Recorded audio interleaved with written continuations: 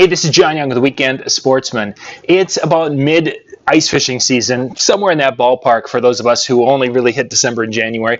And I wanted to give you my mid-winter ice fishing report on a lot of the gear I've been using, some good, some bad. So we're going to dig into that.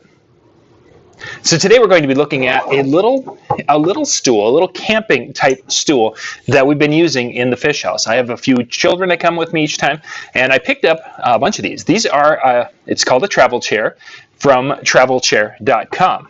This is a new one. I'm actually sitting on one right now, but it's a nice little three-legged stool, Velcro to keep it together.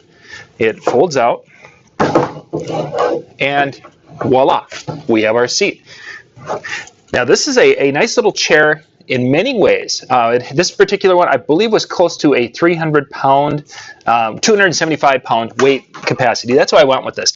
Many of them are 225. I wanted to have a little bit more. Might be made the exact same way, I don't know. But I wanted to go with, so it's 275. Has a nice large plastic kind of buckle down here that holds everything together, which I've seen a couple of them I was looking at. This was like a thinner plastic, so that's nice.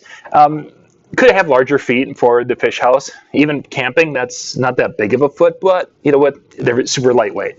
You're going to get what you're going to get. This is available on Amazon, and I'll put the link in the description below so you can check it out. But we've been using these in the fish house, and the biggest issue we've had with them is when you've got little boys on that, and they're seated on that, and then they start leaning one way or the other, because it is a three-legged stool. It's a little bit taller than some of the chairs out there, which is, for myself, being taller was kind of a neat thing.